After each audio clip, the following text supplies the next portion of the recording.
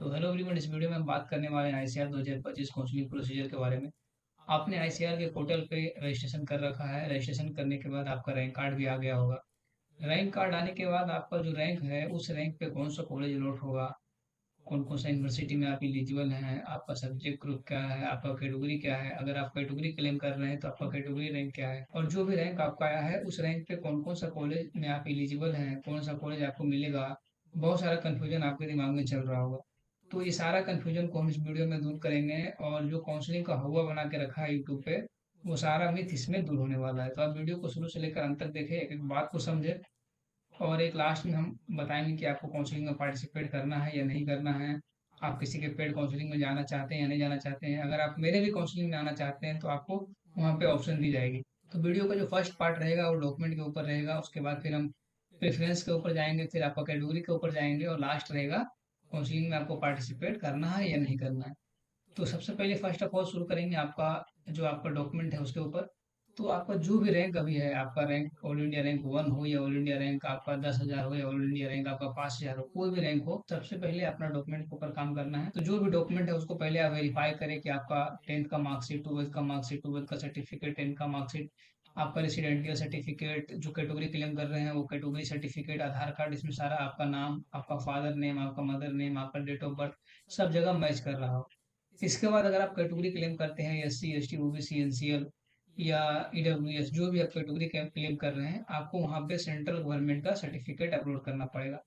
हम इस टॉपिक पे ऑलरेडी एक 10 से 12 मिनट का वीडियो बना के रखे हैं, आप चैनल पे जाएं वहां से देखें। अगर वहाँ वीडियो आपको नहीं मिलती है तो आपको डिस्क्रिप्शन बॉक्स में जो है आई बटन में दिख जाएगा, वहां से आप जाकर डॉक्यूमेंट का जो इंपॉर्टेंट डॉक्यूमेंट की जरूरत पड़ने वाली है आईसीआर काउंसलिंग में, वहां से आप देखें। अगर आपने 12th के बाद ड्रॉप कर रखा है तो आपको ड्रॉप सर्टिफिकेट भी यहाँ पे देना पड़ेगा एज ए गैप सर्टिफिकेट। कितनी ईयर का गैप है, 1 साल का, 2 साल का, 3 साल का, वहाँ पे आपको देना पड़ेगा जब आप फिजिकल वेरिफिकेशन करवाने जाएंगे तब। अगर आप कैटेगरी क्लेम कर रहे हैं, आपका मान लीजिए ओवरऑल रैंक 10,000 है और आपका कैटेगरी रैंक 5,000 है, और जो आपको कॉलेज अलॉट हुआ है आपको कैटेगरी के अकॉर्डिंग अलॉट, तो वहाँ आपको मस्ट हो जाता है अपना कैटेगरी सर्टिफिकेट अपलोड करने का।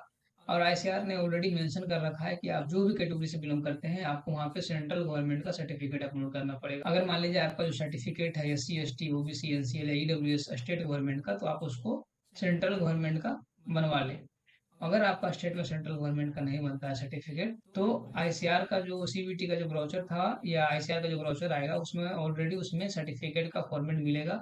अगर वहाँ आपको नहीं मिलता है तो आप टेलीग्राम ज्वाइन करें। टेलीग्राम में हम ऑलरेडी डाल रखे हैं S C, S T, OBC, EWS, NCL, सारा का वहाँ पे आप कैटेगरी सर्टिफिकेट का जो फॉर्मेट है वहाँ से मिलेगा आपको। उसको डाउनलोड करें, प्रिंट आउट करें, और फिर उसको आप फिलअप करके बनवा सकते हैं। इसके ऊपर डेडिकेटेड एक वीडियो है, उस वीडियो को देखें और पूरा डॉक्यूमेंट का जो प्रोसीजर है उसको समझें। डॉक्यूमेंट रेडी होने के बाद अब आपको अपना रैंक के अकॉर्डिंग कॉलेज के ऊपर काम करना पड़ेगा। अब जो सेकंड पॉइंट है वो चॉइस फिलिंग का।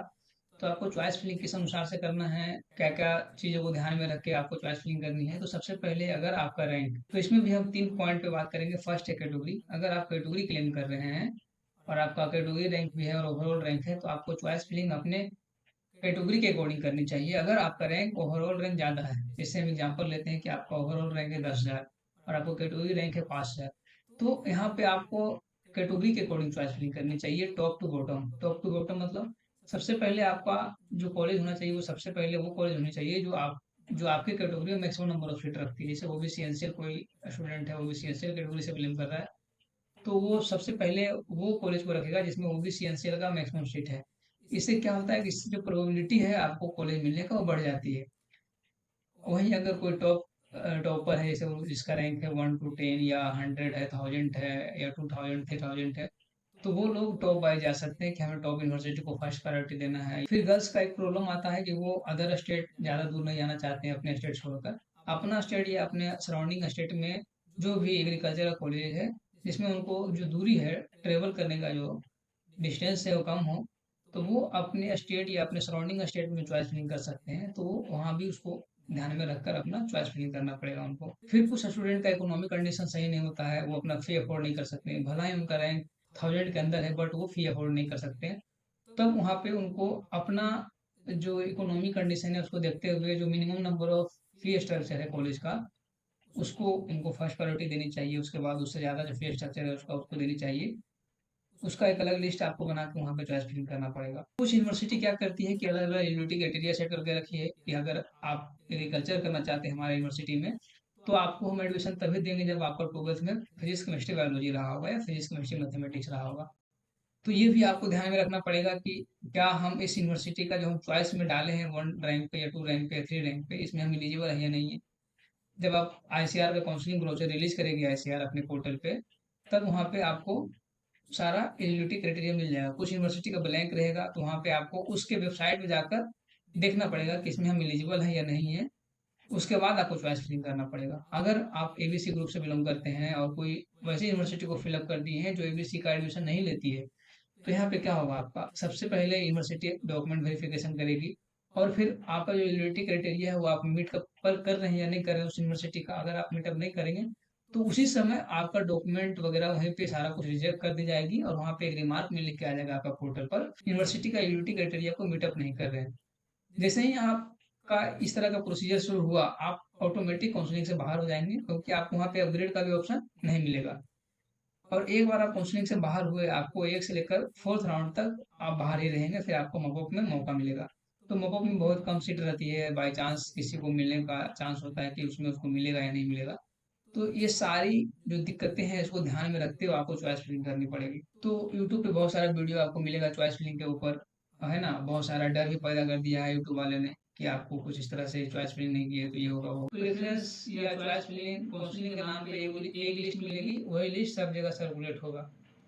बट अगर आप हमारे काउंसलिंग में आते हैं तो हम आपको क्या देने वाले हैं। तो अगर आप चाहते हैं एक पर्सनलाइज काउंसलिंग जहाँ पे आपको सब कुछ एक ही जगह पे मिले, तो इसमें आपको क्या क्या मिलने वाला है। पर्सनलाइज काउंसलिंग मिलेगा, 24/7 डायरेक्ट सपोर्ट मिलेगा, है ना। Top university PDF list, category wise PDF list अभी हम आपको दिखाएंगे भी sample, state wise university PDF list, सारा डॉक्यूमेंट का लिस्ट भी मिलेगा आपको, है ना। तो इसमें आपको सारा कुछ इसमें रिजॉल्व होने वाला है। अगर कोई डॉक्यूमेंट आपका रिजेक्ट होता है तो वहाँ पे आपको कौन सा डिक्लेरेशन फॉर्म डालना होगा, वो भी आपको वहाँ पे सपोर्ट की जाएगी। अगर आपका टाइम पे आपका कैटेगरी का सर्टिफिकेट नहीं है या निवास प्रमाण पत्र, इसको रेसिडेंशियल सर्टिफिकेट बोलते हैं, या किसी तरह का डॉक्यूमेंट मिसिंग है, आपके पास टीसी नहीं है, आपके पास एसएलसी नहीं है, आपके पास माइग्रेशन नहीं है, या आपके पास 12th का मार्कशीट अभी नहीं मिला है, किसी तरह का डॉक्यूमेंट में इशू आएगा वहाँ पे भी हम आपको सपोर्ट करने वाले हैं। तो इस तरह का सारा फाइल यहाँ पे आप देख सकते हैं। Agriculture engineering, BTech, biotech, community science, dairy, fishery, food nutrition, food technology, forestry, horticulture, natural farming, है ना, सेरिकल्चर, सब हर एक कोर्सेज का अलग अलग यहाँ पे आपको फोल्डर दिख रहा होगा। इसमें अगर हम प्रेफरेंस पे जाते हैं तो इसमें अलग अलग मिलेगा एग्रीकल्चर। अगर एग्रीकल्चर के अंदर हम जाते हैं तो एग्रीकल्चर में अप्रोक्स 10 से ज़्यादा यहाँ पे प्रेफरेंस लिस्ट आपको यहाँ पे रेडी करके रखे हैं। इसमें टॉप टू बॉटम यूनिवर्सिटी का भी आपको यहाँ पे मिलेगा, इस तरह का लिस्ट जो टॉप टू बॉटम यूनिवर्सिटी का लिस्ट है। उसके बाद फिर यहाँ पे आपका फी मेंशन रहेगा, यहाँ पे एलिजिबिलिटी क्राइटेरिया भी मेंशन मिलेगा आपको। टोटल नंबर ऑफ सीट तो हम अपडेट करेंगे अभी जब पोर्टल पे काउंसलिंग ब्राउजर रिलीज करेंगे आईसीआर, तब इसका फी स्ट्रक्चर क्या है, इसमें हॉस्टल अवेलेबल है या नहीं है ना, इस यूनिवर्सिटी का रैंक क्या है, ये सारा कुछ आपको वहाँ पे मिलेगा। जैसे अगर हम दूसरी बात कर लेते हैं कैटेगरी वाइज एससी कैटेगरी का, ये है एससी कैटेगरी का बीएससी ऑनर्स एग्रीकल्चर का। ये इसका फर्स्ट है इंदिरा गांधी कृषि विश्वविद्यालय कुशीनगर, ये रायपुर का है। इसमें एलिजिबिलिटी क्राइटेरिया क्या है, PCB, PCM, PCMB, sorry PCM, PCB, PCA group वाले एलिजिबल है। टोटल जो सीटें हैं 267 है। ये 2024 का जो है, बट 25 का जो भी ब्रोचर रिलीज करेंगे उसमें हम वापस से अपडेट करेंगे फी स्ट्रक्चर क्या है इसका, हॉस्टल फैसिलिटी मिलेगा या नहीं मिलेगा। बहुत मतलब गर्ल और बॉयज दोनों के लिए यहाँ पे हॉस्टल अवेलेबल है। तो इस तरह से आपको यहाँ पे सारा कुछ मिलने वाला है ना। कुछ कुछ हाईलाइट करके रखे हैं, minimum age, maximum age, SC ST का क्या एज रहेगा, ये सारा कुछ यहाँ पे मिलेगा। अगर आप यहाँ पे कैटेगरी वाइज है, सिर्फ एससी का है ये। इसी तरह से एसटी का, ओबीसी, एनसीएल का, ईडब्ल्यूएस का, अगर आप टॉप वाइज जाएंगे तो आपको यहाँ पे टॉप वाइज मिलेगा, है ना, कि टॉप 1 पे कौन सा यूनिवर्सिटी है, IRI न्यू दिल्ली, है ना, यहाँ पे आपको यहाँ पे देखने को मिलेगा। एक minute, IRI new Delhi, Punjab agriculture university, GB Pant, Tamil Nadu. इस तरह से आपको जो IRI का हब है ये तो बंद हो चुका है अभी, central agriculture university Imphal Manipur, इसमें भी आपको यहाँ पे जो सीटें हैं वो भी दिखेगी, फी स्ट्रक्चर क्या है वो भी दिखेगी, हॉस्टल अवेलेबल है या नहीं है, सारा कुछ इस तरह के हम प्रेफरेंस लिस्ट रेडी करके देते हैं। ये सिर्फ एग्रीकल्चर का नहीं है, इस तरह से आपको हर एक कोर्स में मिलने वाला है। हमको नहीं लगता है कि इतने कम फी में कोई और लोग इस तरह का प्रेफरेंस बना के रखा होगा, इस तरह से देगा। का अलग मिलेगा, हॉर्टिकल्चर का अलग है, हॉर्टिकल्चर का भी अलग अलग यहाँ पे प्रेफरेंस लिस्ट है। तो अगर आप हमारे काउंसलिंग में पार्टिसिपेट करते हैं तो सारा कुछ आपको दिया जाएगा। ऐसा नहीं है कि मात्र हम एक प्रेफरेंस लिस्ट बना के रख दिए और वही हम सबको जगह सर्कुलेट कर रहे हैं, वैसा नहीं होगा। आपको प्रॉपर सपोर्ट दी जाएगी। यहाँ पे 11-12 कोर्सेज का लिस्ट अवेलेबल है, जिसमें भी हम देखेंगे उसमें भी आपको 5 से 6 लिस्ट मिलेगी एक कोर्स का। हम पूरा प्रॉपर दिखा दिए कि हम क्या करने वाले हैं पेड काउंसलिंग में। और पेड काउंसलिंग का फी बहुत ज़्यादा है नहीं, मात्र 299 रुपीज़ है। और इस फी का रखने का मेन मकसद है कि जो काउंसलिंग का इम्पोर्टेंस है वो बरकरार रहे। मैं तो फ्री भी कर दूँ, बट मैंने भी थोड़ा बहुत मैंने भी बहुत सारा मेहनत कर रखा है इस पर। तो अगर आप ये भी अफोर्ड नहीं कर पाते हैं, 299 रुपीज़ भी अफोर्ड नहीं कर पाते हैं, तो आप हमसे डायरेक्टली व्हाट्सएप के थ्रू कॉन्टेक्ट करेंगे। वहाँ पे आपको आपसे बात करने के बाद हम वो भी फ्री कर देंगे। अगर हमको ऐसा लगेगा सच में आप ये भी फी अफोर्ड नहीं कर सकते, तो हम वहाँ पे आपको फ्री ऑफ कॉस्ट सारा लिस्ट आपको प्रोवाइड करवा देंगे। जो भी यूनिवर्सिटी अलॉट होता है उसमें फी स्ट्रक्चर क्या है, या उसके ऊपर जो भी डाउट है कि यूनिवर्सिटी अच्छी है या नहीं है, कोई भी किसी तरह का डाउट आपका या आपके पेरेंट्स के मन में होगा, आप हमसे व्हाट्सएप के थ्रू कॉन्टेक्ट करेंगे। लिंक आपको डिस्क्रिप्शन बॉक्स में मिलेगा। हम आपको सपोर्ट करेंगे फ्रॉम चॉइस लिंक से लेकर आपका जब तक कॉलेज ना अलॉट हो जाए। आपको अगर हमारे कॉन्टेक्ट में जो भी स्टूडेंट है, जिस भी यूनिवर्सिटी में आपका अलॉटमेंट आया है और जो भी कॉलेज आपको अलॉट हुआ है, वहाँ का मेरे पास कॉन्टेक्ट रहेगा, हम आपको प्रोवाइड करेंगे और आपको फिजिकल वेरिफिकेशन के समय भी दिक्कत नहीं आने वाली है। ये सारा कुछ आपको इस काउंसलिंग के अंतर्गत मिलने वाली है। तो अगर आप इंटरेस्टेड है तो हमारे पेड काउंसलिंग में ज्वाइन हो सकते हैं। बट अगर आप चाहते हैं खुद से काउंसलिंग करना, तो हम कहेंगे आप खुद से भी कर सकते हैं, कोई बड़ी बात नहीं है चॉइस नहीं करना। आपका मैक्सिमम से मैक्सिमम डाउट क्लियर हुआ होगा। अगर इसके बावजूद कुछ बचता है तो हमसे आप व्हाट्सएप के थ्रू, टेलीग्राम के थ्रू बात कर सकते हैं। मेजर डाउट होगा आप व्हाट्सएप के थ्रू कॉन्टेक्ट करेंगे, वहाँ पे हम आपको रिप्लाई कर देंगे, या जरूरत पड़ेगा तो हम आपको कॉल पे भी बात करके आपका डाउट को रिजॉल्व कर देंगे। पार्टिसिपेट करना ना करना ये आपका चॉइस है। अगर आपको ये सारा कुछ देखने के बाद आपको अगर ऐसा लगता है कि हमें पार्टिसिपेट करनी चाहिए, तो आप हमारे पेड काउंसलिंग में आ सकते हैं। गूगल फॉर्म का लिंक मिलेगा डिस्क्रिप्शन बॉक्स में, वो आप फिलअप करें, सारा प्रोसीजर को कंप्लीट करें। तो मिलते हैं नेक्स्ट वीडियो में, तब तक के लिए थैंक यू, टेक केयर।